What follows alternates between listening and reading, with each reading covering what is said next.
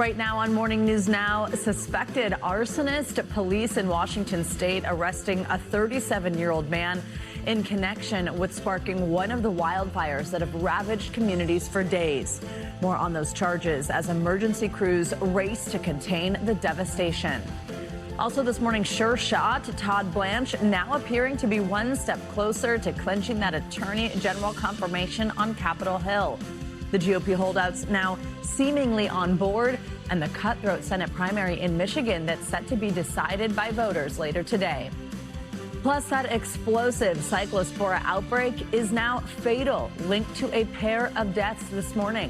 Why officials say it's not just lettuce that shoppers should be on the lookout for.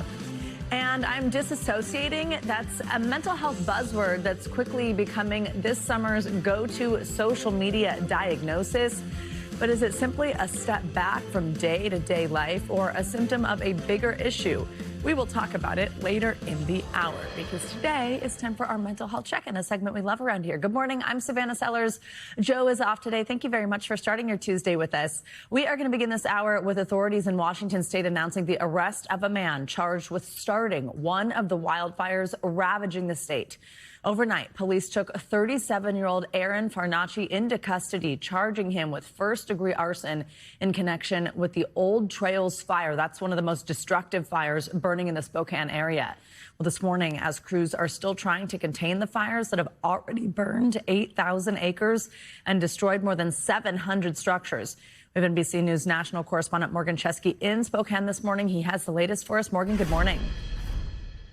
Yeah, Savannah, as these three separate fires continue to rage on throughout the Spokane area, investigators made a stunning admission overnight, saying that a SWAT team took a 37-year-old Spokane man into custody who has since been identified as Aaron Farnacci, saying that witnesses placed him near the scene of where one of those fires began on Saturday, and that investigators actually briefly detained him and spoke to him. Saying that on his possession, he had a butane lighter and waterproof matches that investigators now believe may have been used to start one of these blazes that continues to burn unabated. As of this point, Farnacci is being held on $1 million bond. It's not clear yet if he's been formally charged or retained an attorney, but we do anticipate him in court later today. And in the meantime, fire crews more than have their work cut out for them. As more than 60,000 people remain evacuated from their homes, they are trying to gain some sort of ground on this Spokane fire complex that has already burned more than 8,000 acres and destroyed more than 700 structures in this area. There is some hope they can make progress today, because tomorrow there is a brutal heat wave on the way, pushing temperatures past 90 for the foreseeable future with no sign of rain. And that is an incredibly concerning sight for many in this area after what the mayor is calling the worst fire that this region has ever seen in its recorded history. So as it stands right now, investigators are only tying Farnacci to one of these three blazes, but they maintain that this is a very active investigation. Savannah. All right, Morgan, thank you very much. Well, let's turn now to NBC meteorologist Angie Lassman. She has more on what's in store for that fire. Also, smoke threats in the Northwest. Hey, Angie, good morning. Yeah, hey, good morning, Savannah. Yeah, we've got a whole lot going on. You saw what Morgan was just kind of laying out, and more than 100 large fires happening right now across the lower 48. Really active kind of wildfire season so far. And notice those wind gusts, 20 to 30 miles per hour. So we're still going to see that fire outlook be at least in the elevated risk across parts of the Four Corners area, Aspen, Salt Lake City, Cedar City included in that right now. And this, of course, leaving us with difficulty when it comes to air quality. This is something that, especially if you live across the Pacific Northwest and parts of the Southwest, you are in that unhealthy to even very unhealthy category. That range is going to likely stay kind of in that spot at least through the day today. As you noticed, a whole lot of fires still ongoing. Some of us dealing with over 300 for your AQI, that air quality index. That puts us again, in the unhealthy Spokane, one of those places, Boise, Twin Falls, all included in that. So still have a lot of concern, especially for folks that have respiratory issues. For the broader area, you're still going to want to maybe stay indoors, be in an air-conditioned location, because that not letting up anytime soon. Meanwhile, we've got heat alerts as well. 18 million people, heat advisories, watches, and warnings in effect across much of the West as we gear up for a whole lot of potential records over the next couple of days. This goes through Friday. Notice Denver, Las Vegas, Eureka, Reno, Medford, Portland all have the potential to break those record highs here over the coming days. As we look to at least the afternoon hours today in Las Vegas, 112, that stays right in that range for Wednesday and Thursday as well. 109 on Tuesday and Wednesday, 103 for Tucson on Tuesday. Otherwise, fairly seasonal across the eastern half of the country. So really looking at kind of nicer, more typical temperatures for this time of year. We're into the 70s in Minneapolis, both Tuesday and Wednesday, upper 80s across the board, Tuesday through Thursday for Columbus. New York City, Tuesday and Wednesday into the low 80s. So that feels pretty good. Today, you'll notice that. But look what happens by the time Thursday rolls around. We ramp up those temperatures into the upper 80s. It's the 90s for Nashville across the board. And we will start to see kind of some of these showers and thunderstorms impacting plans for folks across the Midwest again today. Here's where we're at right now. You can see that Doppler radar kind of active across parts of Wisconsin and Minneapolis. We'll see that rain kind of lingering across parts of the East Coast. But this is that next system that we're going to watch kind of drop into the Midwest and bring us some showers and thunderstorms through the day. Today, Savannah, it sticks around in some of those same locations as we get into tomorrow, too. So umbrella handy for folks in that area. All right. You are busy for us, Angie. We'll see you in a little bit. Thank you. Well, on Capitol Hill, Todd Blanche's nomination as Attorney General appears to be back on track this morning. The former defense attorney for President Donald Trump is one step closer to confirmation after a deal was struck with the holdout GOP senators who'd been blocking his nomination. At issue was that controversial $1.8 billion anti-weaponization fund.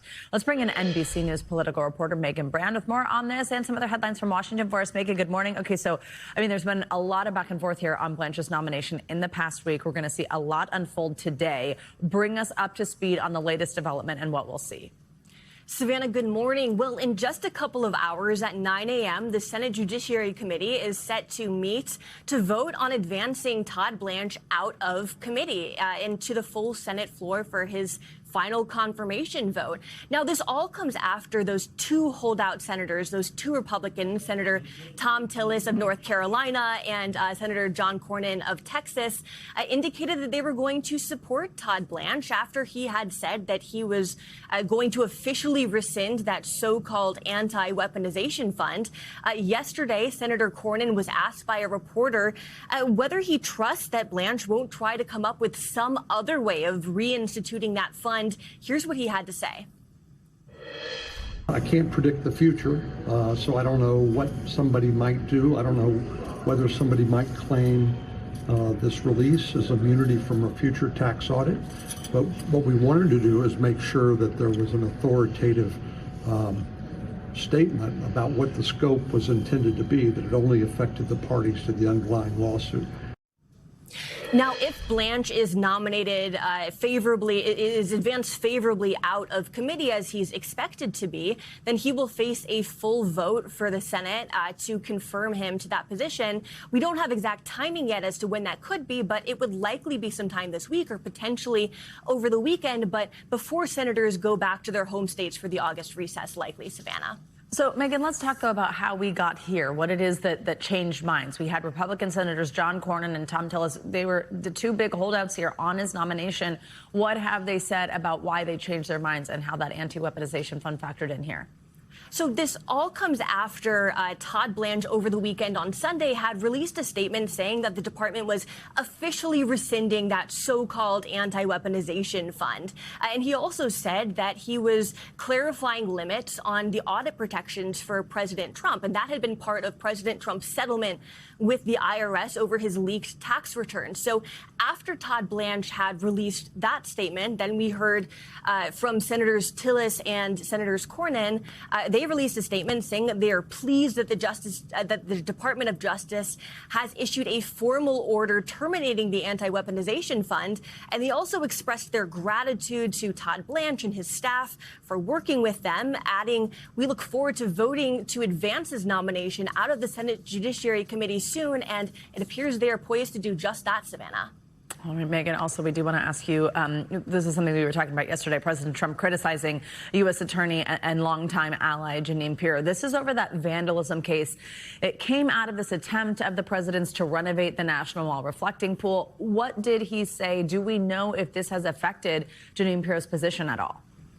So he again criticized Jeanine Pirro, and it was her office that had brought that case against U.S. Olympic canoeist Davy Hearn after previously accusing him of vandalizing the reflecting pool. But then they had backed off. They dropped the case after they said that the Department of the Interior had put forward documents that said that after Hearn was indicted, that indicated that the reason that the reflecting pool was damaged was because of flawed installation by the contractor, is how they put it, instead of by vandalism. So President Trump has said that he disagreed with Pirro's decision, and he again criticized her pretty strongly yesterday. Here's what he had to say.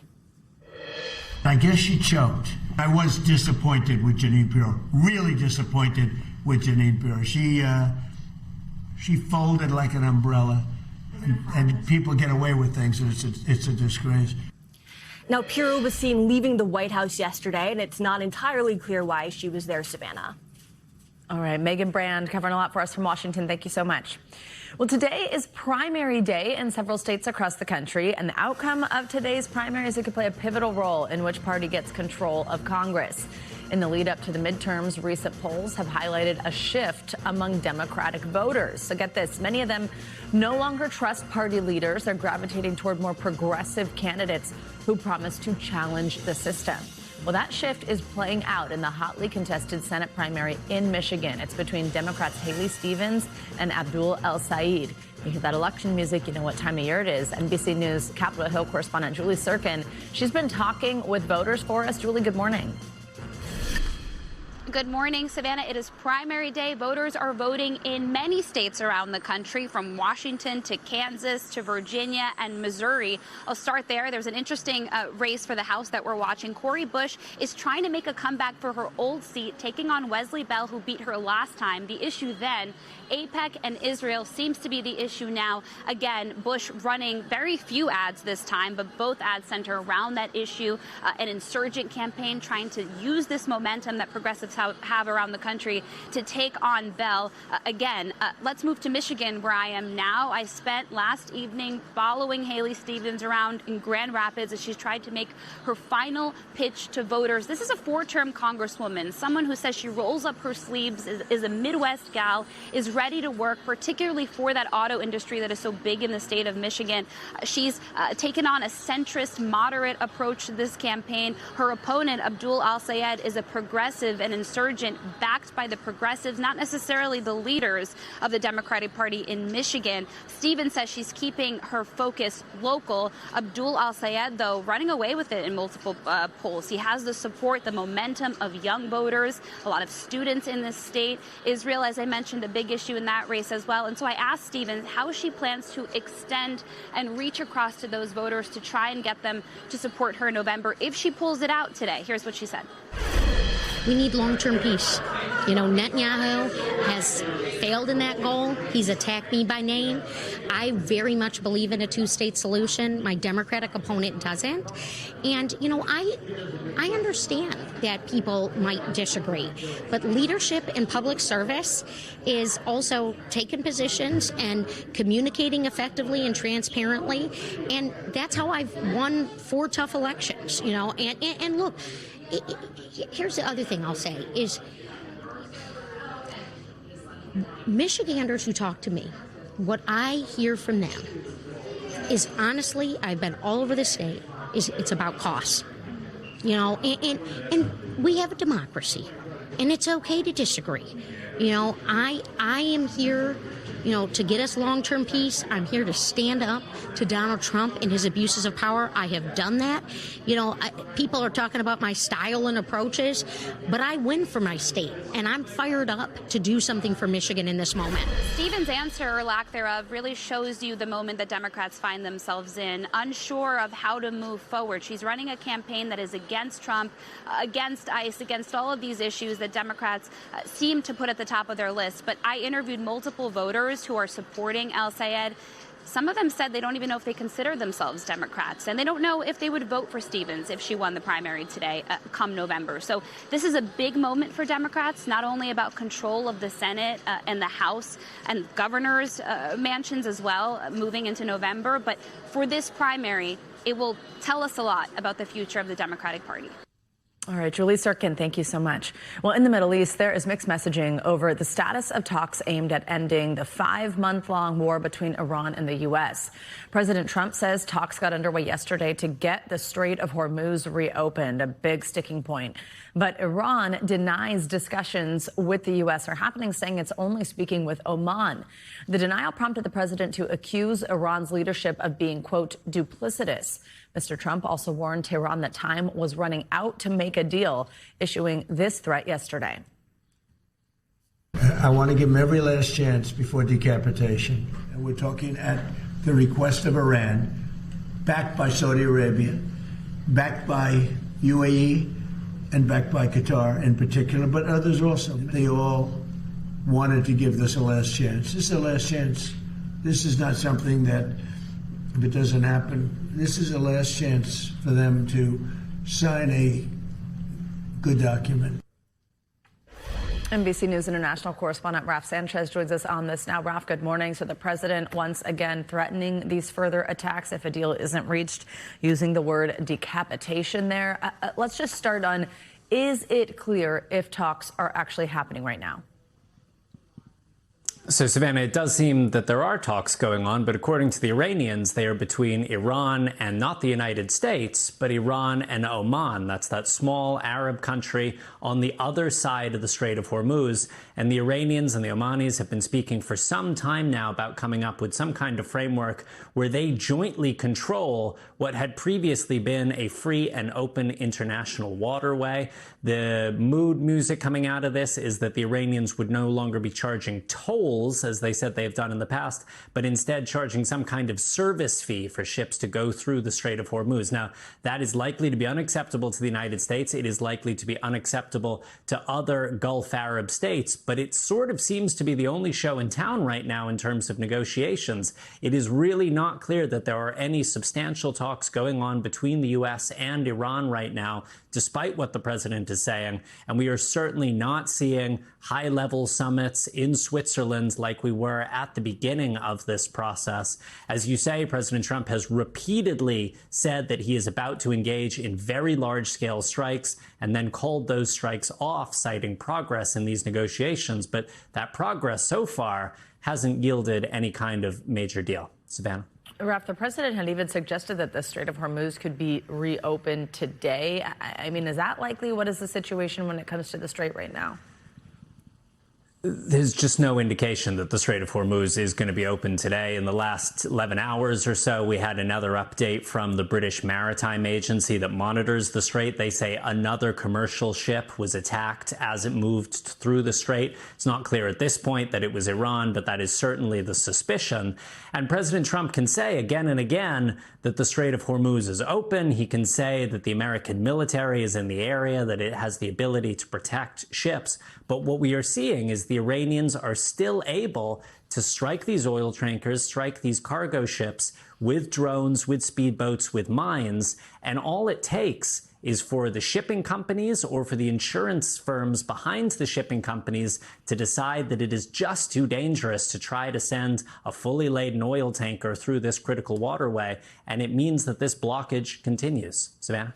Raf, we also want to switch gears really quickly before we let you go and ask you about Gaza. It suffered one of its deadliest days since what was supposed to be a ceasefire came into effect. 26 Palestinians were killed in Israeli strikes over the weekend. What is happening here? What does this mean for this plan of Hamas disarmament and Israeli withdrawal?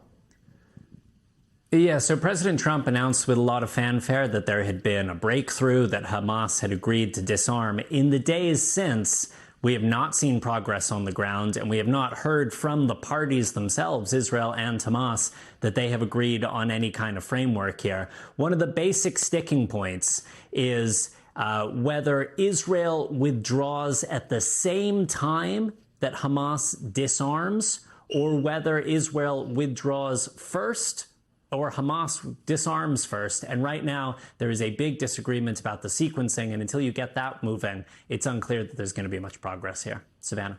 All right, Raf Sanchez, thank you so much. Well, let's discuss the latest developments out of the Middle East, starting with that war with Iran, with Elise Labott. She's the author of Cosmopolitics on Substack. Elise, good morning. So if we go back to that, we were talking about a moment ago with Raf, this cycle here of these serious threats of the use of military force. As I mentioned, President Trump calling it decapitation right now, but then followed by this de-escalation from President Trump that's happened on multiple occasions, and sort of this allusion to talks potentially taking place. 5 months into this conflict, we keep seeing this repetitive cycle. What does that mean the Trump administration's strategy is? What are they trying to do?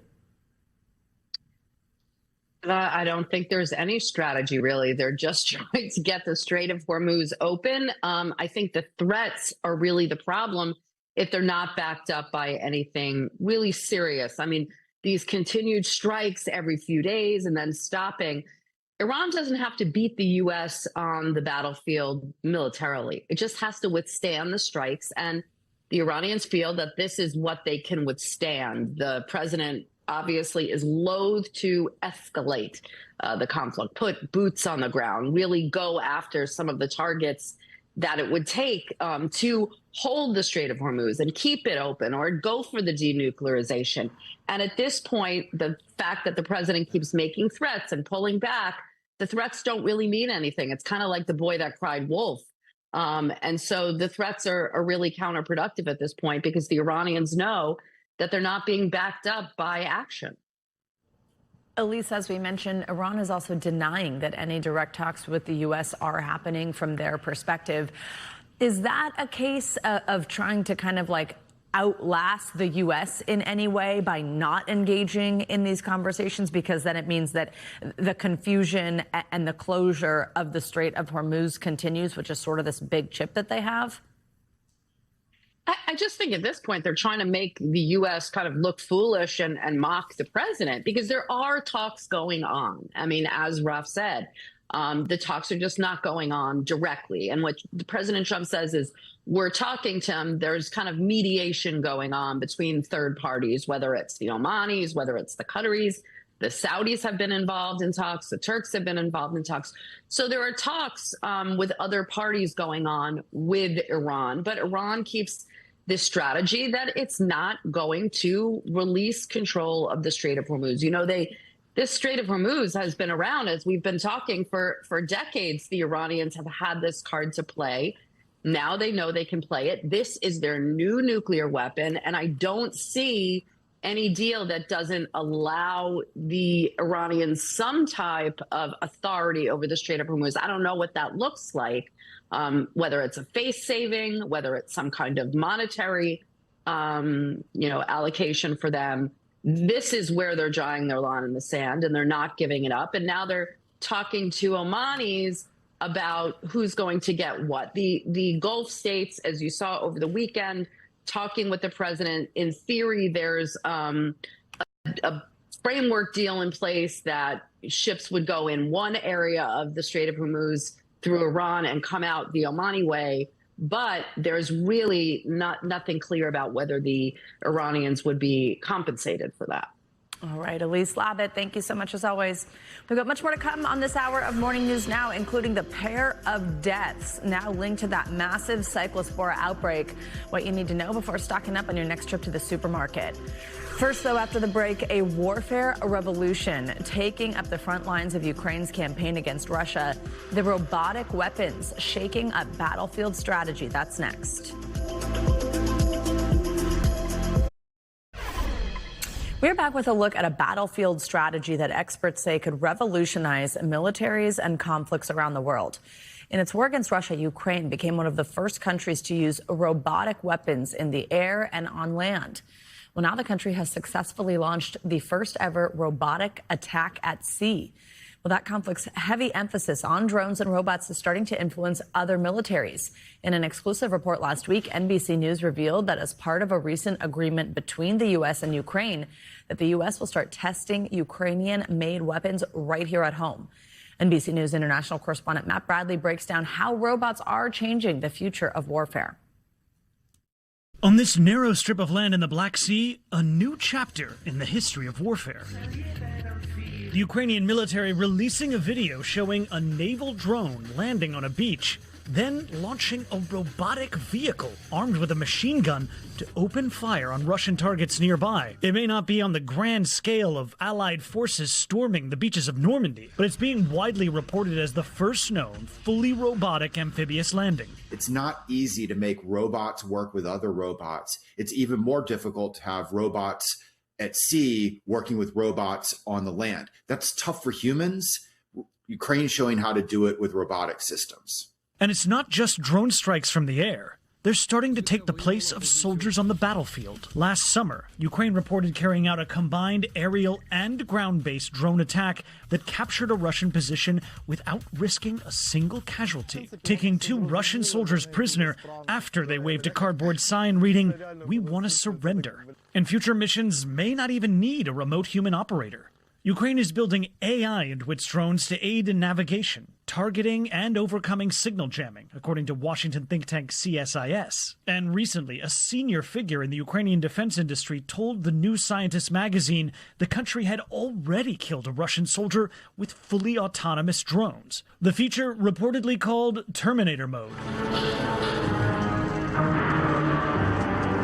The idea of robotic systems deploying into war, killing humans, was a science fiction. The hot military product for the next decade. Now it's real. We're not in the world of the Terminator where they're making all their decisions on their own, but they are able to take on certain tasks on their own. CSIS reports suggest Russia has also used fully autonomous drones on the battlefield, based on intercepted drones found without the communications hardware needed for a human operator. And its ally China also investing heavily into manufacturing AI-integrated military drones, which it's reportedly selling to buyers in the Middle East and Pakistan. The Pentagon says China is fielding growing numbers of military drones and testing autonomous drone swarms that could saturate and overwhelm traditional air defenses. The United States, not to be outdone, recently unveiling loyal wingman drones designed to fly alongside human pilots in fighter jets. The Pentagon rules officially require humans to decide how those weapons are used. Experts say we may be witnessing a revolution. Different types of analyses are equating the emergence of autonomous robotic systems with the emergence of gunpowder weapons and how it rendered most military forces obsolete. The legacy of today's wars may not be who wins, but how the next one is fought. Matt Bradley, NBC News.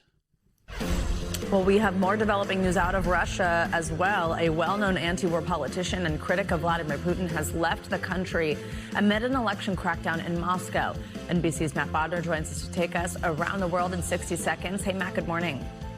Savannah, good morning. One of Russia's last remaining opposition figures of note, Boris Nadezhdin, has left Russia. Nadezhdin announced his departure in a video on Telegram yesterday, standing in front of the Eiffel Tower with the message, quote, "Good news, I'm alive and free. Unfortunately, not in Russia for the time being." Nadezhdin was fined last month for displaying, quote, extremist symbols and branded a foreign agent. This barred him from running in the September parliamentary elections. Moving along now to Cuba. Cuba's electricity grid collapsed late on Sunday, leaving the island in darkness. This is the 4th nationwide blackout over the past month as the U.S.-imposed oil blockade puts further strain on Cuba's dated energy infrastructure. And we'll wrap up this hour in New Zealand. A bill pushed by the New Zealand First Party has just passed through Parliament, and it officially lists English as one of the nation's official languages. Previously, those were Maori and Sign Language. This may come as a surprise given that 95% of the population speaks English. It's already used in law and government as the de facto official language. This has prompted much eye-rolling, with some calling the bill, quote, just stupid. Back to you. All right, Matt Bodner, thank you very much. Well, some vacationing Americans got the scare of their lives when the seaplane they were taking off and crashed in the Caribbean. Officials say the plane hit a dock shortly after takeoff on Saturday morning, and Good Samaritans nearby immediately jumped into action to rescue everyone on board. NBC News correspondent George Solis has a look at how it all unfolded. New video of a harrowing seaplane crash in the Caribbean. 10 Americans on board a plane that slammed into a dock in the Bahamas as it was trying to take off. How do we get out? In this video, recorded by passenger Eloidis Cantillo, the moment the plane makes impact. It was very disarming, he said. Thank goodness I was wearing my seatbelt. It was very horrible. You can hear the desperation from passengers as alarms blare. Bahamian police say the Cessna was attempting to take off Saturday morning when the plane ran into boat traffic, leading the pilot to change course. Right place, right time, right people, and the rest was in God's hands. Nick Pavlakis was there on his boat dealership's customer getaway and among the Good Samaritans that raced into action to save lives. Taking us on board the vessel used in the rescue. Where are the people boarding once they have the opportunity to get to safety? So some people boarded from the very bow of the boat. Some people boarded back here. Dramatic images show the plane's wing fully submerged as it began to sink. And this moment as it fully flips upside down. I pull up to the plane and it's a sound I'll never forget of the glug, glug, glug. And I said, guys, this plane's going down. We got to get everybody off. 10 souls on board. That's right. All saved. All saved. George Solis, NBC News. What a video there. All right, coming up, that explosive cyclospora outbreak now turning deadly. We've got the latest out of hard-hit Michigan this morning as experts now warn shoppers it might not just be lettuce that's to blame for the spread. We'll tell you what you need to know next on Morning News Now. We are back with the latest on the ongoing cyclospora outbreak, now linked to its first 2 deaths, as tens of thousands of people have been sickened across 45 states now. 2 people in Michigan died after getting sick in early May. That is according to state health officials. Well, the parasite can spread through contaminated food or drinks, particularly fresh produce. NBC News Chief Environmental Affairs correspondent Ann Thompson has more. In Michigan, where cyclospora cases now top 11,000, for the first time, the state says 2 people are dead after getting the severe stomach illness that sickened Americans this summer. State officials report both people had significant underlying health conditions that may have been impacted by cyclosporiasis and dehydration. The FDA adding both individuals got sick before Taylor Farms' voluntary recall of iceberg lettuce grown in Mexico July 17th. Dying from cyclosporiasis is rare, say medical experts. Who is most at risk here? Most at risk are people at the extremes of age, the very old, the very young, and people with chronic underlying medical conditions. Federal health officials report cases in 45 states, and they are investigating 6 clusters, the biggest involving Taylor Farms iceberg lettuce sold at Taco Bell restaurants in 9 states. Both Taylor Farms and Taco Bell say they stopped using that lettuce last month. While the number of cases continues to grow, the pace, at least in Michigan, is slowing. But in North Carolina, food detectives are looking beyond lettuce. Officials there say recent cases reported eating parsley and cilantro. Ann Thompson, NBC News. NBC News medical contributor Dr. Kavita Patel joins us now with more on the ongoing outbreak. Dr. Patel, good morning. Okay, so, I think just first and foremost here, people are concerned when they hear this headline that 2 people have died. Just explain how that happens from this and how much of a concern it is that this is linked to 2 deaths. Yeah, Savannah, it's pretty concerning. As you heard, it's pretty rare.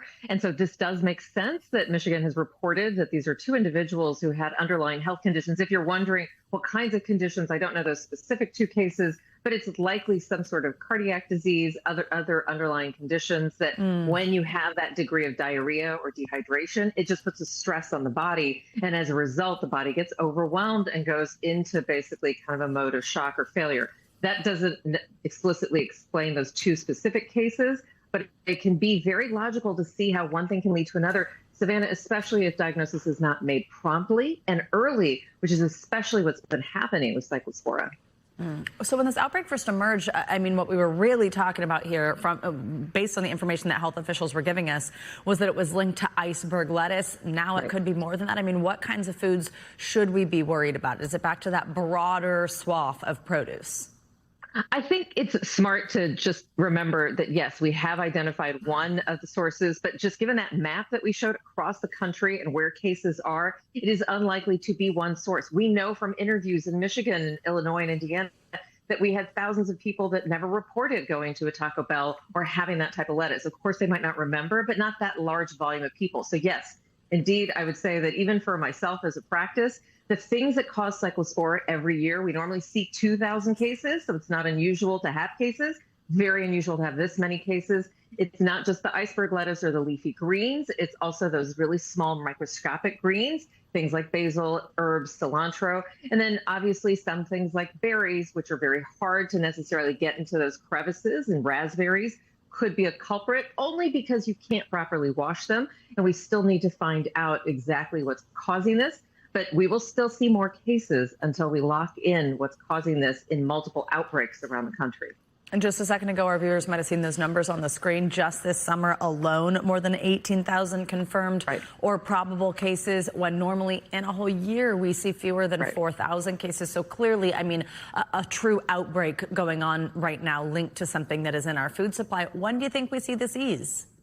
Yeah, because of the nature of cyclospora, as a reminder, small parasite, it infects through food or contaminated water, but it sits inside of our body for a little while it does its kind of proliferation and wreaks havoc on our GI system.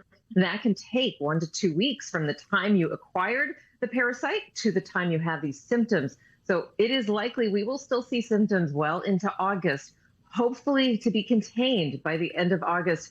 But as a reminder to viewers, this is cyclospora season. Every year, the CDC does declare May through August cyclospora reason for this exact kind of pattern. It's just, as you pointed out from the numbers, we're seeing such a dramatic increase and something all over the country. So something to take very seriously. Dr. Patel had mentioned at the beginning of this how hard Michigan has been hit. That's also where we saw those 2 deaths. But where else are we seeing a lot of cases, and why is it that specific geographic areas are hit so hard? Yeah, so we're seeing cases in Michigan, we're seeing Illinois, you're seeing on the screen, Indiana, Ohio, New York, North Carolina. There may be other states where we start to see some cases, but these seem to be the states where we have this concentration. This is not unusual because even if we have a couple of sources, we have one that we've identified, iceberg lettuce, but let's say we start to identify a couple of other sources. Savannah, remember the food chain, that even with a couple of sources, they tend to kind of batch out and then supply different products and produce. That's why you're seeing it in these multiple pockets of states. Dr. Patel, what are the most important things people can do right now to protect themselves? Most important thing are to take the precautions we've been warning viewers to try to take. So number one, any of your produce at home, if you can buy things that have an outer leaf, take off those leaves, throw those away. If you can try to avoid some of those microgreens, it just makes it easier on your ability to kind of protect yourself. But what you do have, scrub. You can't see cyclospora. Don't look for something that you can scrub off. So try to do a very good job of scrubbing, then washing your hands, then cleaning down any surfaces, and then making sure that if anything does look damaged or you can't peel, I've been doing what I can to peel everything that's possible, including what I can for doing with fruits, and then take off those damaged areas, throw them away. And then if you do cut something, put it in the fridge right away. Don't leave it out on the counter for a long time as well. All right, Dr. Patel, great advice. As per usual, we appreciate it. Thank you so much. Time now for our weekly mental health check-in. Today, we are talking about a term that's popping up everywhere, dissociating, and we're going to see what it actually means. We're also going to talk about why people are turning off those read receipts on social media or their messaging apps and whether maybe we should all be doing it. Dr. Robbie Ludwig is a psychotherapist and host of the Pivot with Robbie Ludwig podcast, and she joins us now on this one. Okay, so let's start with this term that everybody's saying, dissociating. I mean, it feels like we're hearing about it a lot in everyday speech. We're seeing it in videos on social media. Tell us what it means, but also like what a real diagnosis of this means and if it's worrying, maybe something bigger that's going on. So disassociation is the body's way, the mind's way of getting an escape patch, basically. When we're feeling emotionally overwhelmed, it can look like, and it exists on a spectrum. So we all do it to some level, and that is not problematic, like daydreaming or When we're on the highway, we just kind of space out, even getting lost in a book, to not feeling exactly right in our own body and depersonalization. So in general, it's what we do to get a hold of feeling overwhelmed. So that is not a bad thing. The key is to notice it and deliberately find ways to manage feelings of overwhelm or upset. All right, good advice there. Now let's talk about this is interesting. It's a new study. It looks at customer-facing jobs, like when you're in the service industry and you're having to deal with people who might be quite rude to the people who are working in those jobs. And that can really have an impact on people in these service industries. What does this new research tell us about the psychological impact of those interactions? And I think I know what a lot of us can be doing, which is being nicer to people, being patient, being grateful. But what can workers do if you're in that position to try to not let it impact you so deeply? So they did a study, and it was really interesting because they found that very often these workers didn't have the power to stand up for themselves. And so they noticed when workers were given or helped to do a daily reflection, which is very different than venting. Reflecting is deliberately looking at your day, even some of those difficult situations, and asking yourself, okay, what can I learn from this situation? How can I protect myself moving forward? And when workers could find the meaning in their experience, they build up a sense of resiliency and feeling more emotionally strong. So this was an excellent study that gives everyone tools to help with managing difficult people. And over time, it really changed how people approach their job. Super interesting stuff there. And again, a reminder of what we can all do to try to help everybody out. That's right. Dr. Ludwig, so let's look at this last one. This is this growing number of people turning off what's called a read receipt. So that's like when you send a text message and then it will tell you exactly if somebody read it and at what time. On WhatsApp, there's those check marks and maybe they're not turning blue now, so you can't necessarily tell if somebody has read the message and then not replied. I'm a fan of this just because I feel like there's so much pressure to constantly respond to people, to immediately know the answer to, even if you're in the middle of work and you read a message and then if you leave someone on read, that's where that sort of response comes from, that you've done something so horrible. Tell us about this one and what you think a takeaway is here. Yeah, so this was a writer's opinion piece, and she said it made her nervous to see that something was read, and then there was no response. And people would fill in the blanks with, oh my God, what did I do? And take it personally. But what we're also finding is that it's a great stress reliever and a relief not to have to be attached to our phone, respond to people right away. And this gave us permission to take our time and not put ourselves under so much pressure to respond to people immediately. It's a very interesting idea. I kind of like it. I do too. Dr. Ludwig, good to see you as always. In the world of sports, there is a controversy brewing in Major League Baseball. So over the weekend, the back-to-back World Series champion Los Angeles Dodgers acquired two-time reigning American League Cy Young Award winner Tarik Skubal from the Detroit Tigers in exchange for 3 prospects. He's among the best pitchers in the game, but some fans and commentators were criticizing this deal. Some are even going as far as to accuse the Dodgers of ruining baseball. Skubal reacted to the trade, saying that he is grateful that Detroit took a chance on him, but is excited to become a Dodger. Listen to this. The goal was always to win a World Series, for the city, for the organization. That took a chance on me. So, yeah, it's tough. I love all those guys in there. I'm excited to get down there and meet all those guys and, chase 3 championships in a row. It's hard to do, so I'm excited to be a part of that. But yeah, it's a lot of different emotions. Well, for more, let's bring in Keith Law. He's the senior baseball writer at The Athletic. Keith, good morning. So, okay, first let's just check through the terms of this deal, and then therefore, with those terms, why it's getting so much attention. So Skubal's going to be a free agent after the season. The Tigers had the choice to either trade him at the deadline, which obviously they ended up doing, or let him go as a free agent and maybe just get 1 draft pick as compensation. So they chose to trade him to the Dodgers for 3 prospects. It's what we call a rental deal because Skubal is only going to be with the Dodgers for a couple of months. That's pretty common. We see these all the time. And if it were any team other than the Dodgers, I don't think there'd be any scrutiny at all. Some say this is not fair. Even the Dodgers admitted that the trade could make them, their words, public enemy number one. They've got one of the highest payrolls in baseball. And as we mentioned, they're the defending champs. So maybe it just sort of just feels like this outspend that nobody can keep up. What do you think? I mean, even if they're technically playing by the rules, does this quote unquote ruin baseball in any way? Yeah, I don't think it does. I'm actually much more upset, I guess, at the Tigers, who were about 3 games out of a playoff spot and chose to sell. They traded Skubal, they traded Casey Mize, so their 2 best starting pitchers, both impending free agents, are now gone in deadline deals. So the Tigers were not in playoff position, but were close enough to playoff position. They'd even outscored their opponents on the years, which indicates that their record probably should be a lot better, and you might expect better things from them in the next 2 months. They chose to raise the flag and say, nope, we're out for the season. So to me, the Dodgers didn't do anything wrong. They had the prospects, they have the resources. Why not try to get better? They would be remiss in not making a deal like this when they have the capability to do so. Very interesting. All right, while we have you, I also want to ask you about the negotiations between owners and players. The current agreement expires on December 1st. Where do talks stand right now? What are some of the sticking points? So owners have been pretty aggressive in not just their proposals so far. They are trying to get a salary cap, as they have in pretty much every CBA negotiation going back to 1994. But they are also doing a bit of a PR push, even running ads on their own MLB network, claiming that fans really want a salary cap because they want more parity in baseball.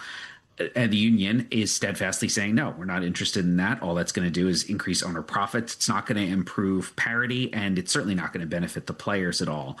That said, there's not going to be any real movement on this until the off seasons. I think everything now is posturing, and a lot of it is to try to curry favor with the public one way or another. Wait until November or December, and then we'll see some actual negotiating.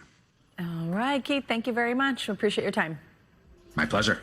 Coming up, going above and beyond. After the break, we are hearing from the airline worker who goes out of his way to reunite travelers with their lost luggage tags.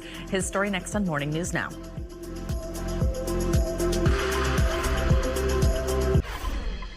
Finally, this hour, for nearly a decade, one American Airlines fleet service worker and his team have been going above and beyond to reunite passengers with their lost luggage tags. NBC News anchor Hallie Jackson has the story. They come in all shapes and sizes, but most passengers don't think twice about their luggage tag, at least until it disappears. It just seems that they're really nice. It seems like a shame just to throw them away. That's American Airlines Phoenix fleet service worker Randy Crow. His days filled with racing around the ramp to get bags onto their next flights. And for nearly a decade, he and his team have been on the lookout for lost tags, reuniting them with their owners. This is one that someone had custom made. This is literally one of one. This is a souvenir for them for the trip they took, and it probably has some sentimental value to them. Randy and his tag team find about 40 a week, cleaning them up before writing a note and adding a zip tie, sending them back to their owners. He's sent thousands on his own dime, even though American has offered to help. I just think it's the right thing to do. They've gone back to all 50 states, every Canadian province, even Central and South America. Japan, South Korea, New Zealand, Australia, tons to England. Passenger Nancy Gannon, so touched to get her tag back, she wrote a letter to the airline. He put what's important in front of what's urgent. He does what's right by people. This is what we're charged to do in life. And he manifests the best of humanity. It's those personal stories that keep Randy going, returning this one to Kerry Legault, celebrating a milestone. The world is full of a lot of good people, and we might not see that on the regular, but this gentleman went above and beyond for a stranger. And while it might seem like something simple as a bag tag, it was important and had value to me. Others marking joy after life's hardest moments. They went on a trip to Hawaii to celebrate their son beating leukemia. You almost cry when you read stuff like that. A big impact from even the smallest acts of kindness. Hallie Jackson, NBC News. All right, our thanks to Hallie for that story. And that's going to do it for this hour of Morning News Now. Stay with us, though. The news continues right now.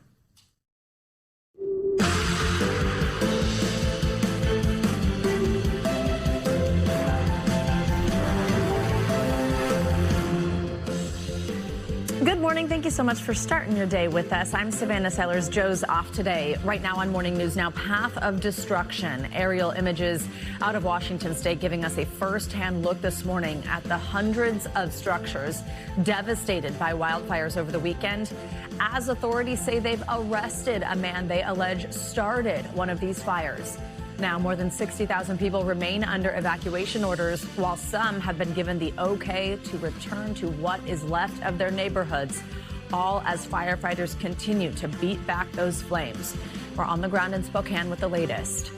And last chance, President Trump threatening Iran with a new wave of attacks if they don't negotiate a deal to end the war. What we know about where things stand this morning. Meanwhile, the president lashing out here at home, too, at a longtime ally. Really disappointed with Janine Pirro. She folded like an umbrella. The U.S. Attorney for D.C. becoming the latest target of his anger over that botched reflecting pool renovation. The details from Washington coming up. Plus, primary day in America. Voters in 5 states will head to the polls today to cast their ballots in key races. We are breaking down the ones to watch across the country, including the long-awaited Michigan Democratic Senate primary that's giving us a glimpse into the party's strengths as they work to take control of both the House and the Senate this November. Lots to follow, but never fear, for Steve Kornacki is here to dig into the numbers at his big board. And finally, this hour, lunar crash landing. This SpaceX booster rocket launched in 2025 is expected to slam into the moon in less than 24 hours. We're learning more about this space junk's journey through space and why astronomers and fans alike are so excited to watch it crash. It's really a very interesting story we're going to get into in a little bit. We're going to start this hour, though, with those wildfires burning in Washington state. So this morning, authorities there, they have arrested 37-year-old Aaron Farnacci on suspicion of first-degree arson in connection with one of these fires. It's called the Old Trails fires, and it's one of the most destructive burning in the Spokane area. Meanwhile, some residents are just now seeing the extent of the devastation for the first time after they've been able to return home from those weekend evacuations. Well, so far, these fires, they started Saturday. They have burned more than 8,000 acres in just those few days and destroyed at least 700 structures. Officials say since the fires are not contained and conditions are favorable for the flames to spread, more structures are certainly being threatened. NBC News national correspondent Morgan Chesky is in Washington state this morning with the latest for us. Morgan, good morning. Yeah, here in Spokane, authorities stress that these fires are so far from over, but investigators do believe that they have one man in custody tied to at least one of these horrific blazes. And investigators say that he was arrested after witnesses said he looked nervous near the exact spot one of these massive fires began. This morning, authorities announcing an arrest in connection with one of the wildfires burning out of control in Washington. The Spokane County Sheriff's Department charging 37-year-old Aaron Farnacci with a single count of arson. When he was detained in the early stages of the fire, he was found to be in possession of some waterproof matches and a butane lighter. In eastern Washington this morning, aerial images revealing the blaze's destructive path as residents begin returning to the wreckage where their homes had once stood. That's our house. In Spokane, Ken Anderson and his wife Lisa coming back to find their home of 27 years gone. I'm devastated. Ken capturing this video of their beloved neighborhood going up in flames. In the Spokane area, 3 separate fires have now devoured more than 700 homes and structures. These before and after photos revealing the scope of the disaster. The next week or so are going to be extremely difficult as we start to grasp the overwhelming amount of damage that has been done in this community. State officials say fires have already scorched nearly 500,000 acres so far this summer, and the fight is far from finished.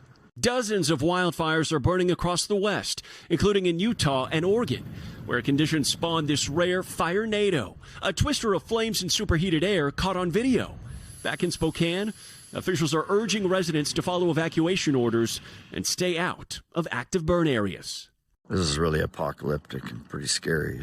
But for those who have been able to return, they're now facing an uncertain future and a community forever changed. My dad had actually just finished paying off the house. Yeah, he worked really hard for that. It was a beautiful home. It really was. Yes, such a tough time for so many, and we do know Farnacci is being held in custody on $1 million bond. Still unclear if he has been formally charged or retained an attorney, but we do anticipate seeing him in court later today. In the meantime, crews hoping to make some progress on these fires today because starting tomorrow, there's a heat wave lasting at least through the end of this week. We'll send it back to you. All right, Morgan, thank you so much. Well, there's going to be more heat across the Southwest this morning and more fire risk today from southeast Idaho to northwest New Mexico, a huge swath of the country. We have Angie Lastman tracking all this for us. Angie, good morning. Hi there, Savannah. Good morning to you. We're going to continue looking at really kind of these active fires being ongoing over at least the next couple of days. And because we've got these winds elevated to 20 and 30 miles per hour today, we're most concerned about additional fires starting across the Four Corners region, stretching through Salt Lake City, Aspen, Cedar City included in that. This is going to be something that, again, with the temperatures, that low humidity, as well as those wind gusts, we could see those fires starting and spreading across that region. Air quality is suffering right now. I don't have to tell anybody that lives across the Pacific Northwest. You likely are noticing that we've got these air quality index values into the unhealthy and even very unhealthy range in some spots across the Pacific Northwest. Spokane, one of those locations, 198 for your AQI right now. That puts you in the unhealthy, which means no matter if you have respiratory issues or not, you want to find a place that is air conditioned, staying inside, keeping the windows closed is going to be your best bet. That goes for Baker City as well. Across parts of the West, we're also seeing those heat alerts. 18 million people right now across much of the West, Las Vegas, Los Angeles, Phoenix, Reno, Memphis, also included in that as we gear up for multiple potential records over the coming days. This goes through at least Friday, and you can see all the locations. Denver, you've had quite a stretch of 100-plus temperatures yesterday and the day before that. We've got Eureka, Reno, Medford, Portland, all included in that, as well as Las Vegas, that could potentially see records over the next couple of days. Las Vegas, you'll end up at about 112 today. That goes for Wednesday as well, 111 by Thursday. Even Phoenix, 100 plus across the board for Tucson as well as Yuma for the extended period. A much nicer, more comfortable kind of setup for folks across the eastern half of the country. Minneapolis into the 70s today. We've got upper 80s for Columbus. Mild in New York Tuesday and Wednesday, today and tomorrow, but by Thursday, we'll start to see those temperatures ramping up back into those upper 80s. We've also got some rain to talk about, some showers and thunderstorms stretched across parts of the Midwest, and still some of these lingering kind of showers across parts of the Carolinas. Those are going to be on the way out, but this batch of rain and this cold front is going to be on the move the next couple of days. It does bring us some heavy downpours, some showers and thunderstorms across the Midwest, both today and tomorrow, and stretching into the Appalachians by the later parts of tomorrow. Savannah. All right, Angie Lastman, thank you so much. Well, now let's get to a major clash between President Trump and his longtime ally, D.C. U.S. Attorney Jeanine Pirro. She was spotted leaving the White House yesterday following a public rebuke from her boss over her decision to drop vandalism charges related to the Lincoln Memorial's reflecting pool. NBC News senior White House correspondent Gabe Gutierrez joins us with the latest. Hey, Gabe, good morning. Hey, Savannah, good morning. President Trump keeps insisting the reflecting pool was damaged by vandals, despite the Justice Department now saying it was a problem with the installation. The contradiction is now exploding into a very public and unusual clash between the president and a former Fox News host turned U.S. attorney. This morning, there are mounting questions about whether one of President Trump's longtime allies will keep her job after he lashed out yesterday at the U.S. Attorney for Washington, D.C., Jeanine Pirro. And I guess she choked. The president saying Pirro made a mistake by dropping charges against a former Olympic canoeist indicted for vandalizing the Lincoln Memorial reflecting pool after its $14 million renovation. A month ago, Pirro said this. This was a deliberate act to damage the reflecting pool. Authorities even released this video showing someone reaching into the pool as they looked for more suspects. But in a stunning reversal, Pirro now concedes new evidence from the Interior Department shows the damage was the result of a botched installation and not vandalism. The changes to the reflecting pool, part of the president's project to remake iconic parts of Washington, D.C. during his second term. But images emerged of parts of the pool's lining peeling off. There was vandalism. I'm not saying I was 100% thrilled with the contractor, but the contractor was rushing. We wanted to get it open for July 4th. Trump openly rebuking Pirro. Hello and welcome to Justice. I'm Judge Jeanine Pirro. A former Fox News host who's known the president for decades. Really disappointed with Jeanine Pirro. She folded like an umbrella, and people get away with things, and it's a disgrace. Shortly after those biting remarks, she was spotted at the White House. The New York Times, citing two people briefed on her meeting with the president, reports he did not fire Pirro, nor did she offer her resignation. Pirro has not responded to a request for comment. As for the pool itself, it has been fenced off and drained again for more renovations. It is expected to reopen next week, Savannah. All right, Gabe, thank you so much. Well, new figures obtained by NBC News show a surge in arrests by ICE officers at airports across the country. Videos of this have been circulating online in the past few weeks, showing immigration officers taking people into custody there and sparking major backlash. NBC News Homeland Security correspondent Julia Ainsley joins us now for more on this. Julia, good morning. So what are you learning from the senior Department of Homeland Security official that you've been talking to about these arrests? What kind of numbers are we looking at? Well, it's interesting. We've seen the anecdotal evidence. We've seen the videos. They've been emerging across news organizations, across social media, really over the last week. But what I've learned is ICE began to go into airports last May, but when the numbers of arrests started to surge in late June, the numbers in airports increased. And so we're the first to actually put a number on what people are seeing. And I understand now from the senior DHS official is that there are between 20 and 40 arrests in airports inside the United States by ICE every day. And these aren't necessarily people that they're targeting because of their criminal past. Oftentimes it's someone with an expired visa, someone who's traveled domestically and lived in the United States for decades. And so they never thought it was a risk to take a flight, especially if they weren't trying to re-enter the country through a customs officer.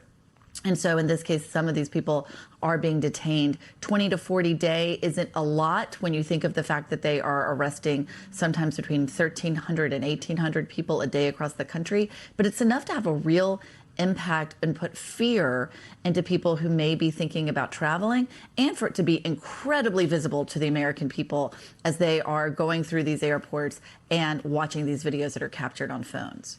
And Julia, I know that you've been looking into a few specific examples of this. One was one that happened in Las Vegas.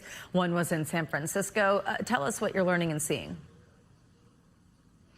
Yeah, that's right. There was one example in San Francisco of a Ukrainian woman who can be heard yelling, "I'm from Ukraine." There was actually a local politician who was there in the airport who described what she saw, said that agents followed her into a store, pulled her out. The agents were in plain clothes. DHS said that that woman had been in the United States for over 15 years on an expired visa. A similar situation happened in the Las Vegas airport involving an Australian man who DHS also said had an expired visa. But in that situation, the agents walked away and left him with a handcuff on one hand, that it really just became too much of a issue with the crowd that had swarmed around him. So it shows how incredibly visible and in many cases how dangerous and chaotic it can be to do arrest in airports. But it's certainly having a chilling effect. There was another case documented by the New York Times of a woman who was in the United States, had been here legally as an au pair. That visa had expired and she was applying for another visa and was in the process of doing so when she was arrested. So really not the kind of people who ICE typically targets anyway, much less to do so in airports. So, Julia, are these confrontations something that you think we should expect to see more of? Like, is this something that ICE has been directed to be doing at airports? Well, look, we've got some other numbers that others don't have, and that's that July arrests were a record high. They arrested over 51,000 people in the month of July. That's more than we saw even last year around this time when ICE was in cities like D.C. and Los Angeles. And those were so visible. There's a lot of arrests happening across the country. And so when that happens, we're going to see more confrontation. We're going to see those vehicle stops, like the ones that led to the 2 fatal shootings in Maine and Houston. We're going to see more people in airports. We may see, like we did last year, families on their way to take their children to school being stopped. When arrests increase, so do the visibility of those arrests increase, and so do the places where people are arrested. It's oftentimes not their homes when ICE is able to go to a specific address at a certain hour or make an arrest when someone might be being released from a jail after they have served a sentence or been questioned in custody there. They're done in more public places because they're under a lot of pressure right now to get numbers up. There's a new mandate that they need to be arresting 2,000 people a day. They oftentimes aren't getting that high, but it is double what we saw just at the beginning of June, Savannah. So yeah, I expect these confrontations to continue and for people to be seeing more confrontations like these in their communities or at the very least on social media. All right, Julia Ainsley, thank you so much. Well, voters are heading to the polls today for primaries in a handful of states. And now, along with selecting candidates for the midterms in November, some of these races could also signal what direction the parties are moving in. NBC News correspondent Shaquille Brewster is in the critical battleground state of Michigan. There is a closely watched Senate primary there today. Hey, Shaq, good morning. Oh, yeah. Good morning, and polls are officially open as primaries are underway in 5 states across the country. These are races that could determine which party grabs control of Congress in November, but it's a race right here in Michigan that's getting the most attention. This morning, a massive political test unfolding nationwide, with primary voters headed to the polls in 5 different states that could help determine the future direction of the Democratic Party. One of the most closely watched contests here in Michigan, with 4-term Congresswoman Haley Stevens taking on progressive Abdul El-Sayed in what's become the Dems' most expensive Senate primary race ever. More than $63 million spent on TV ads supporting Stevens, with about half of those ads coming from a super PAC aligned with the pro-Israel group AIPAC. Haley Stevens, a proven fighter for Michigan. Stevens is campaigning as a moderate with the support of many in the party establishment, including Senator Chuck Schumer and Michigan Governor Gretchen Whitmer. People are talking about my style and approaches, but I win for my state. But she's facing a tough political battle from El-Sayed, who pitches himself as a political outsider who supports Medicare for all, abolishing ICE, and ending military aid to Israel. El-Sayed campaigning with prominent progressives in the closing weeks, including Bernie Sanders and Alexandria Ocasio-Cortez. We want to get money out of politics, put money in your pocket, pass Medicare for all, because it just shouldn't be this hard to get by. The winner set to face Trump-endorsed Congressman Mike Rogers. Republicans are making life more affordable. In a November showdown for a seat currently held by a Democrat. It's a must-win for Democrats hoping to flip the Senate. From the White House, President Trump attacking both Democratic candidates. But you have a communist versus a socialist. That's the way I look at it. While Republican voters in Michigan will choose a candidate to run against the Democratic Secretary of State, Jocelyn Benson, in the governor's race. My specialty is bringing quality and efficiency to organizations. GOP businessman Perry Johnson outspending Trump-endorsed Congressman John James. We're feeling energized. The closing message is we're focused on the future. Now you have a similar showdown taking place in Kansas, where there, too, you have a term-limited Democratic governor and voters making their picks to replace that governor in a state that President Trump won by 16 points. Meanwhile, in 5 states across the country, you have competitive House primaries as well. Savannah, after a brief break during the summer, we are right back to primary season. All right, Shaq, thank you so much. Well, there's no one better to break down these primaries, what we should watch out for, than NBC News Chief Data Analyst Steve Kornacki, of course, at the big board. Steve, good morning. We are always lucky when you join us. I know you got a long night, so thank you for getting your day started early with us. Okay, so let's start on Michigan. Of course, that's where just so many eyes are. What can you tell us about the Democratic Senate primary there? It really sort of being this battle, as Shaq laid out, between establishment and progressive Democrats. Yeah, Savannah, that's a story we've been watching play out nationally in these primaries for months now. And the energy we've seen elsewhere, in some places at least, has been behind sort of the left-wing candidates. That's where El-Sayed is running in this race. Haley Stevens, much more of the establishment sort, a lot of traditional endorsements behind her. But the significance of this is if El-Sayed were to win this primary tonight, for that sort of insurgent left-wing, progressive wing of the Democratic Party, this would be by far the biggest win in primary season so far that they've posted. Just reminding you of some of the others here. These are House primaries in Colorado, in New York, in Philadelphia. This is the mayoral race in Washington, D.C. These are candidates who call themselves socialists, powered by, they call it that DSA movement, the progressive base of the party. They won in these deep, deep blue places, which means We win the primary there, you're going to win the general election for all intents and purposes. What makes Michigan so unique, this is a swing state. Donald Trump carried this 2 of 3 times. El-Sayed, now, he says he's not a socialist, but his platform is very similar to these candidates. He has backing from leading socialists. If he wins this primary in Michigan, a swing state, he's going to face a test that none of these candidates will face. He's going to have to win over in the fall voters, a state that voted for Trump. And in that Senate race in Michigan, Steve, if we could go back there, I mean, it has this big impact on Democrats' chances as they look to regain control of both chambers. What do you think generally some of the party's strengths and weaknesses are heading into the midterms and how that shapes up in that state? Yeah, exactly. Look, if El-Sayed wins this thing, there's a lot of Republicans who say this is the candidate they want to face, but he will have in the general election, again, if he wins the primary, he would have some wind at his back when it comes to this. Donald Trump standing, the approval rating, average of 39% right now. Worse on the economy, 36% on Iran. Those are terrible numbers, obviously, for a president. Those have typically not been good news for the president's party in a midterm election. So, El-Sayed, if he wins the primary tonight, Haley Stevens, if she wins, will probably benefit politically from this in November. But the flip side with El-Sayed, this is the risk for Democrats if he's nominated. And this is why Republicans say they'd like to see him get nominated. Look at this, views of socialism. Within the Democratic Party, this is a Fox poll, a majority of Democrats say they got a favorable view of socialism. Take a step outside the Democratic Party, and you're in an entirely different world. Independent voters, only 17 favorable, 77 unfavorable. Would that be baggage? Would the image of the Democratic Party as candidates like this win primaries, does that create an image it's baggage for Democratic candidates, especially like El-Sayed if he were to win? I mentioned Democrats, of course, trying to take back both chambers, but put some numbers around that for us, Steve. Like, what is at stake as we look to November? Yeah, I mean, this is all about who's going to control the United States Senate after November. Right now, Republicans control it. They got 53 seats. So Democrats say they got to get to 51 to control it, meaning Democrats, if they want to flip it, need to gain 4 seats. This is what the map looks like. These are the states where there's going to be Senate elections this year. So if Democrats need a net gain of 4, it means they got to find 4 red states, 4 red seats on the map this year to flip. There's a lot of folks who say, look, the nature of this is Democrats are going to have to win places like Alaska or Texas or Ohio right now. A lot of folks think 4 is too much of a lift for Democrats. That's the significance of this primary today in Michigan.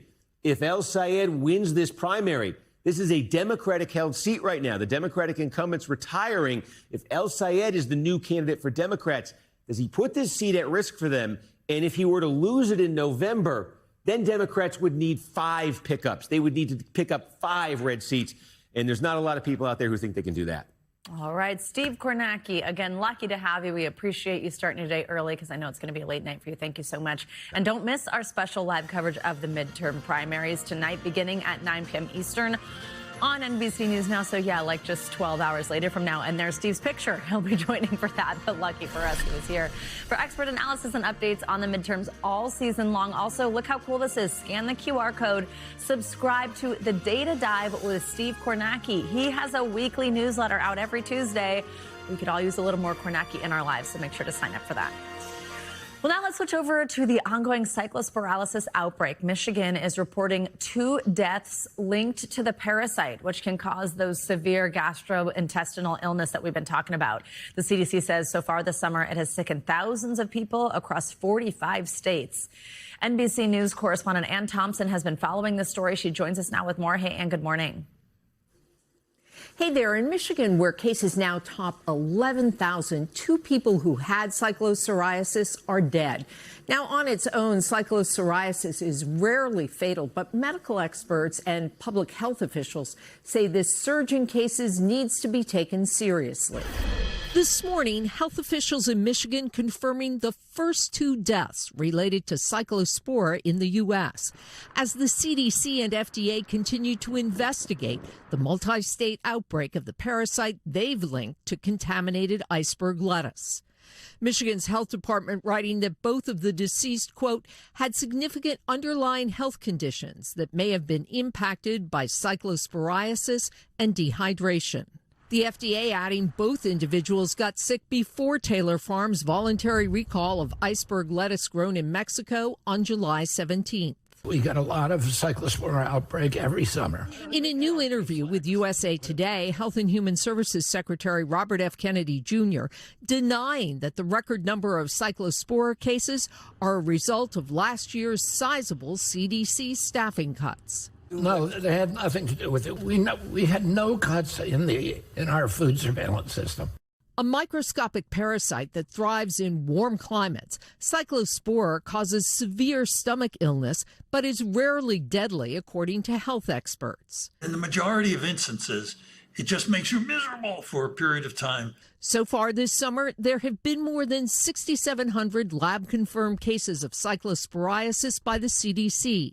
The agency also saying it's aware of an additional 11,500 unconfirmed cases. I thought it was the stomach flu, and then I had 3 days where I didn't have any symptoms, and then it came back really badly. 63-year-old Lauren Roan says she's been sick for a month and counting. Some people may think this is just an illness that's inconvenient and perhaps embarrassing. What would you say to that? I don't think it's inconvenient at all. I think it's life-threatening. Again, according to medical experts, it's rarely life-threatening on its own, but cyclosporiasis can become life-threatening when combined with other health issues. Back to you. All right, Ann, thank you so much. We've got much more to come here on Morning News Now. Later this hour, crash landing. A massive SpaceX rocket booster is hours away from hitting the moon. So what do scientists expect to happen on impact? Our Tom Costello, of course, will break it down for us. Up first, though, the new attorney representing Bryan Kohberger as we learn more about why he is seeking to overturn his guilty plea in the University of Idaho murders case. Plus, we will hear from the family of one of the victims. That's next.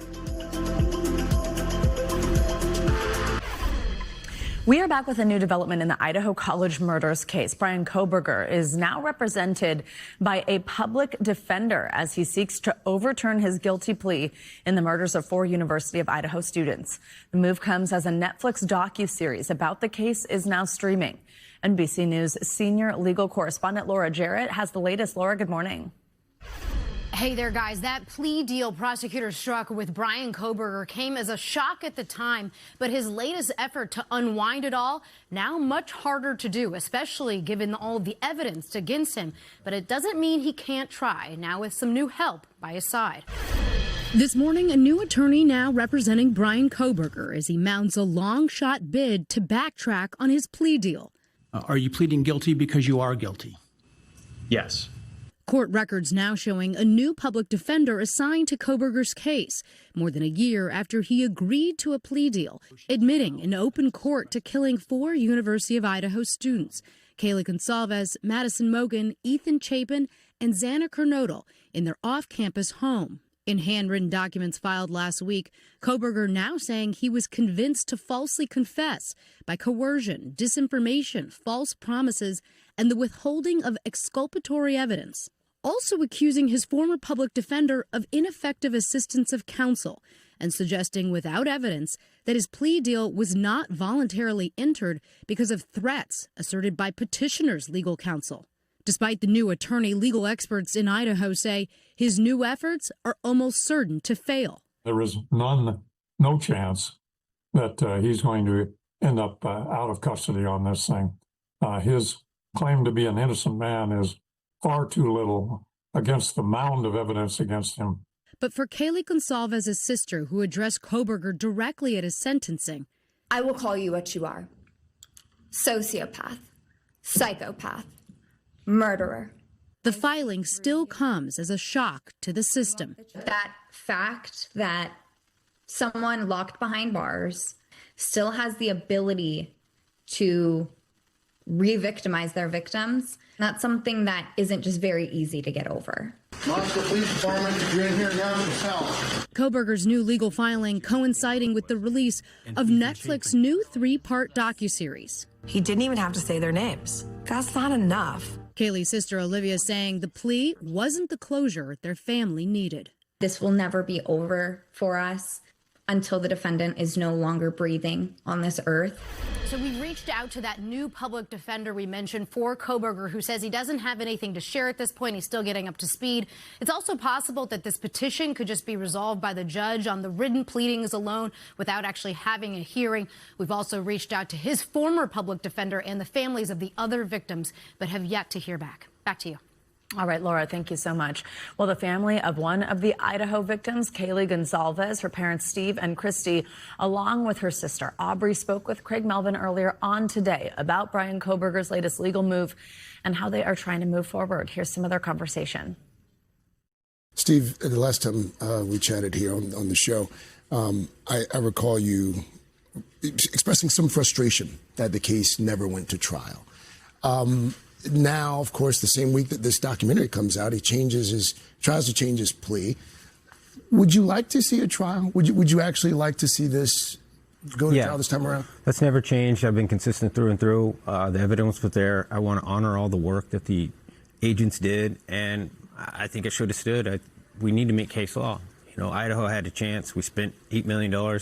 We really were in a perfect position to put our foot down and say we're not going to allow this to happen in our state, and I would have liked to see that happen. In the docuseries, the police chief, the Moscow police chief, he basically says, as you saw, that he thinks that this is essentially a death penalty because he'll die in prison. He'll do the 4 consecutive life terms. What do you say to that? If it was his kid, he wouldn't feel the same. You know, that's not a real death penalty.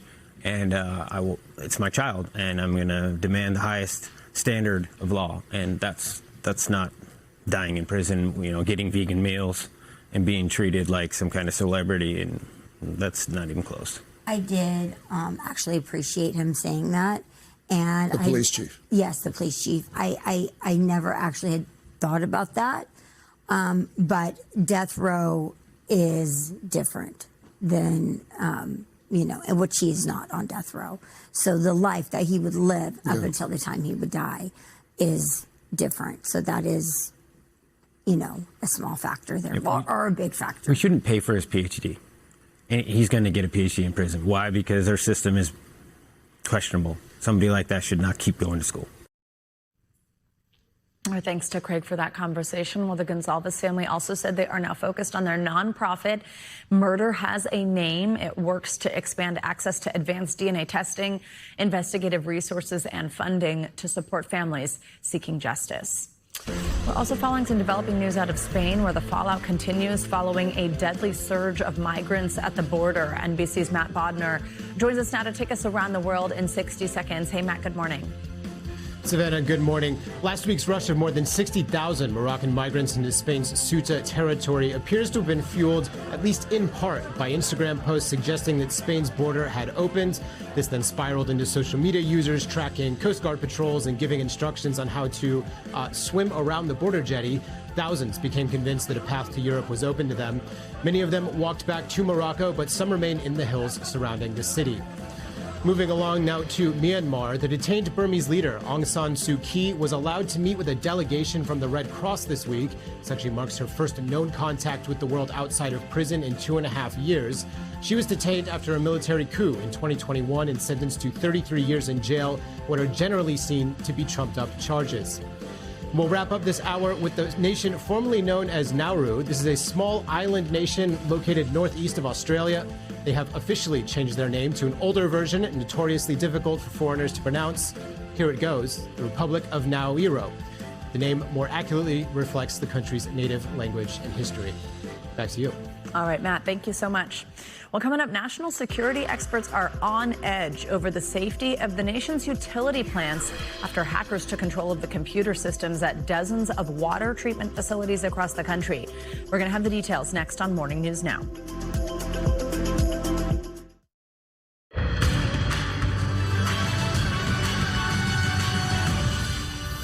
We're back now with a closer look at what's making news in the world of politics this morning, starting with an FBI agent accused of stealing cryptocurrency. NBC News political reporter Megan Brand has that and more for us. Hey, Megan, good morning. Hey, Savannah, good morning. Yeah, let's start at the FBI, where an FBI supervisor is now facing federal charges. The supervisor is being accused of stealing nearly $1 million from crypto accounts connected to Russia. He allegedly told a Justice Department employee that he was frustrated that the FBI either couldn't or wouldn't act against adversarial crypto accounts. According to an FBI affidavit, the suspect confessed to the allegations. His lawyer declined to comment to NBC. Let's go next to Capitol Hill, where Congressman Chuck Edwards could face condemnation from his colleagues. That's because the House Ethics Committee announced that it was recommending that the full House censure the Republican congressman. The bipartisan committee said that it found that the congressman violated the code of conduct and that Representative Edwards, quote, engaged in persistent, unprofessional, and inappropriate conduct toward 2 young female staffers. The congressman's lawyers called the committee's allegations unfounded and said that he sincerely regrets if his conduct caused staffers discomfort or was unwelcome. Finally, let's turn to Congressman Max Miller, who's facing allegations of domestic violence, which he denies. President Trump defended Miller yesterday, telling reporters that Miller is a good person. The president said that he would, in his words, let the families figure that out. President Trump also called it a very sad thing, adding that it was accusations and repeating again that he would let the families figure it out. And that's a look at what's making news in politics this morning. Savannah? Megan, thank you so much. Well, national security agencies are on edge after a string of cyber attacks on public water systems in the U.S. Last week, dozens of facilities in at least 7 states, it includes Minnesota, Michigan, and South Dakota, reported breaches of their internal networks. According to the FBI, hackers changed passwords and network settings that blocked operators from controlling or monitoring equipment. The agency also said the hack caused flooding and pressure loss at some facilities. Now, federal officials did not identify all the states affected, but they did confirm there was no risk to public health. Investigators are now trying to determine who was behind the attacks. For more on this, let's bring in Tom Hagel. He is a distinguished threat researcher and research lead at Sentinel Labs. That is the intelligence and security research division of the cybersecurity from SentinelOne. Tom, thank you so much for being here. So first, just walk me through the logistics of an investigation like this. How do you identify who is behind a cyber attack? Yeah, thank you so much. And this is more than your average everyday data breach. This is actually a pretty complex situation where we have attackers that are actually entering the physical systems that control the wastewater control plant. So rather than going and trying to see what happened on just an everyday computer, we're actually involving physical equipment. So the process really involves getting in and doing that CSI level investigation at a digital level to really see everything an attacker did on these machines and everything they could have had access to. So it's a rather complex situation, and each one of these victims is unique in their own way. So we've seen attacks on water systems before by foreign hackers, but this one was one of the largest attempts in history, as I understand it. I know you've analyzed threats like this for more than a decade. So what concerns you the most about this one? Yeah, you're right. This is not the first time. Out of all the Iran-linked threat actors and others that we track closely at SentinelOne, this is one of many efforts to find and identify critical infrastructure in the United States. So what really stands out in this case is the actual action that was taken. They actually made changes to these systems. They actually attempted to disrupt the management of these systems. Rather than just finding and making us aware they know of it, they actually took action in this case. What do these recent cyber attacks say about the state of our infrastructure here in the U.S.? Are they too vulnerable? What can be done? Yeah, there's a lot that can be done. And the United States is a big country with a lot of small utility providers like this. And you'll notice in this case, we have water plants that are managed by just a handful of people. So there are thousands of them across the country. We need to work to have a central way to identify and protect these organizations proactively before our adversaries find them like they did in this case. I mentioned a moment ago that authorities said that there was no risk to public safety, that this didn't endanger, people. It's not like something happened to the water supply. How can they be sure about that? Yeah, a lot of it depends exactly on the access that the attackers took in this case. Here we have them accessing the remote management capabilities of these systems. So it's purely the monitoring and administrative viewpoint into the equipment. This is industrial control systems, so every system is unique in its own way. At most, they could have potentially gotten to the point where they could modify water pressure. But it seems like in this case, the FBI has claimed that they have not taken action on the actual water treatment process, only the remote monitoring capabilities. So I think you just gave an example of this, like maybe your water pressure could be affected, but how could an attack like this impact somebody just at home? Or what about this could turn dangerous for someone at home? Yeah, absolutely. It's a great question. And a lot of it depends exactly on the actions that this individual takes when they're inside the system. If they modified the configuration of water controls or chemical chemistry and so forth, they could have the result in having boil advisories within certain counties across the U.S. and so forth. As long as the water gets contaminated, slight modifications to kind of alter the intended function of this equipment. What would you like to see us do here in the United States to safeguard our infrastructure, our systems, especially the ones that impact something like water coming into Americans' homes? What do we need to do to safeguard these systems?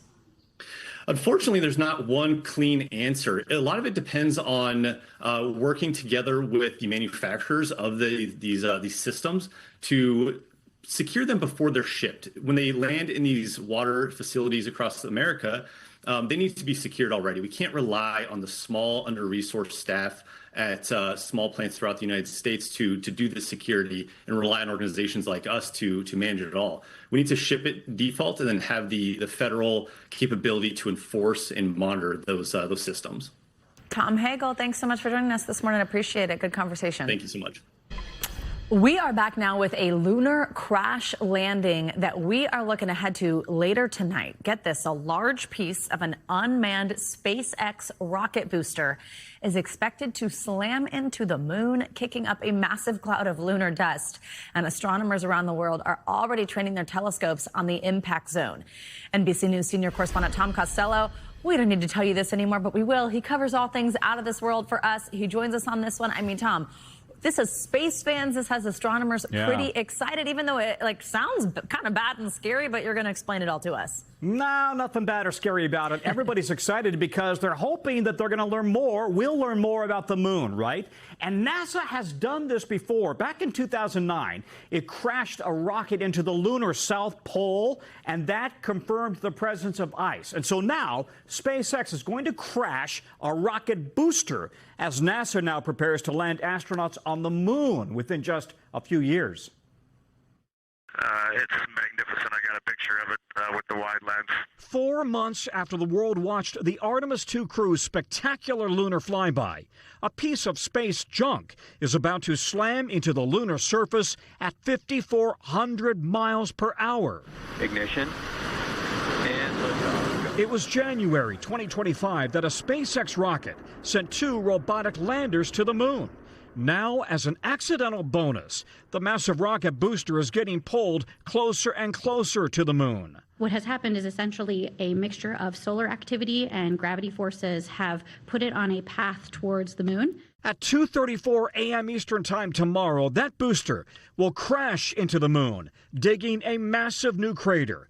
The expected explosion will send a plume of lunar dirt and dust as high as 60 miles above the lunar surface, which astronomers around the world are eager to examine. It's a real scientific way of learning more about what the moon's made up of. Orbiting probes will document the impact, with NASA hoping to learn more about what's under the lunar surface.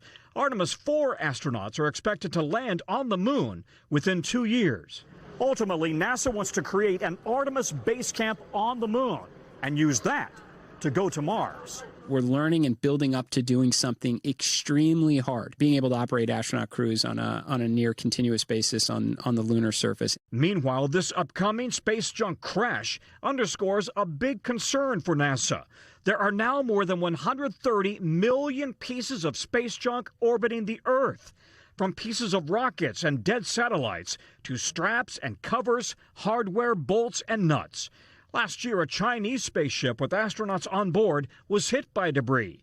And all of it poses potential lethal risks to astronauts, other satellites, and humans on Earth as it all re-enters Earth's atmosphere. All right, Tom, pretty cool. So tell us, what would we be able to see, if anything, down here on Earth when this happens?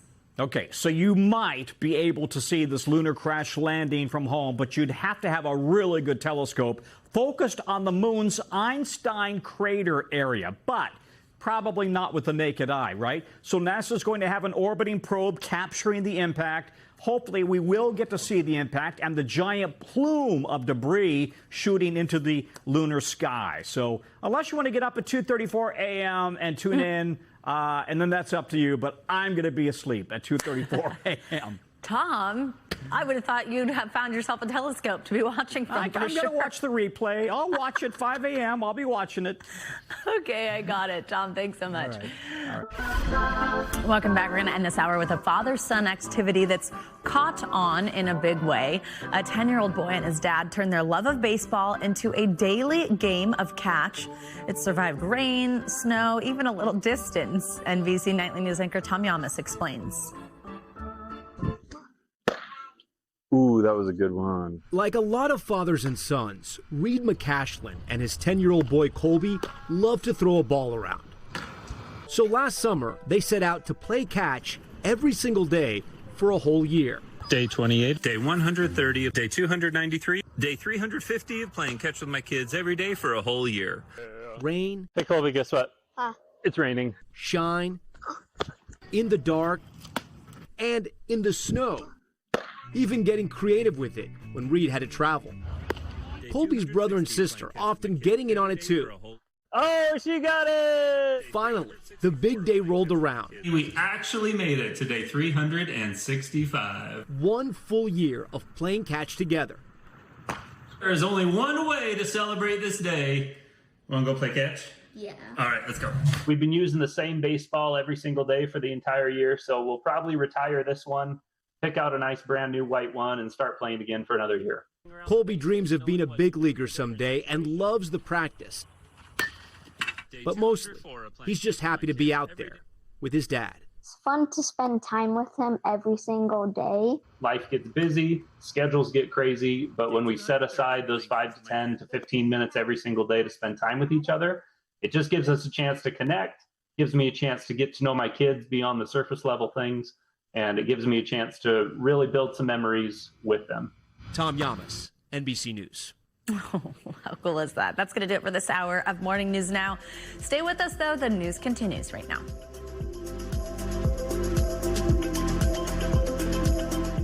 We thank you for watching, and remember, stay updated on breaking news and top stories on the NBC News app or watch live on our YouTube channel.